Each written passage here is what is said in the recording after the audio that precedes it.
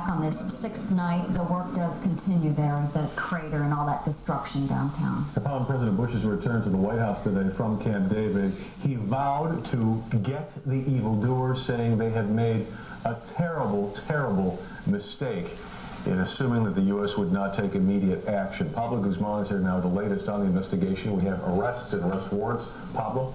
Todd, Dana, step by step it happens. Now, most of you know that yesterday the FBI raided an apartment in Jersey City where two men lived who were pulled off a train in Texas and are now back in New York, being held in connection with Tuesday's attacks. Ayub Ali Khan, 51, and Mohammed Jawi Azma, 47, taken off the train they had boarded after their flight out of Newark, like every other flight in America, was ordered down after the attacks in New York, Washington, and Pennsylvania. However, what no one outside the terrorist task force knows is that just a couple of blocks away from that Jersey City apartment the FBI raided yesterday and where they had evidence removed is another apartment building, one that investigators told me, quote, is swarming with suspects.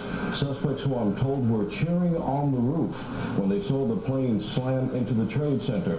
Now, police were called to the building by other neighbors and found 8 men celebrating, 6 of them tenants in the building.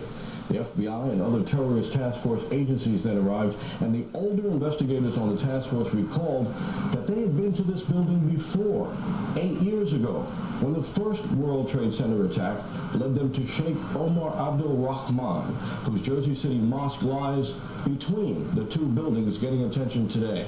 And the older investigators remembered that suspects who eventually got convicted for the first Trade Center case, followers of Sheikh Rahman, lived in the building where these same 8 men were celebrating the destruction that they saw from the roof. Calling this a hot address, the task force investigators ordered everyone detained. And they saw something else, a model of the Trade Center on the roof, along with sets of binoculars, the kind of model used by an architect or an engineer for a presentation, an investigator told me.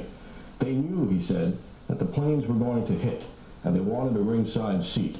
Remember, part of what motivates Osama bin Laden against the United States, he has told followers, is that the United States put Sheikh Rahman in jail. Bin Laden has said that for that, the U.S. must pay.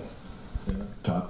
Pablo, it's absolutely chilling, the fact that they were sitting there waiting, watching, as if getting ready to celebrate the fact that the Twin Towers would topple. You know, the first investigators on the scene, after the first police, and even the first FBI agents didn't realize the scope of what happened. They thought maybe these guys thought they were cheering a fireworks display. But when the other investigators saw the model, saw the binoculars, and remembered that address and what it really meant to the first Trade Center bombing, that's when they said, we got to grab everybody. All right, Pablo. Thank you. Pablo Guzman. A lot of people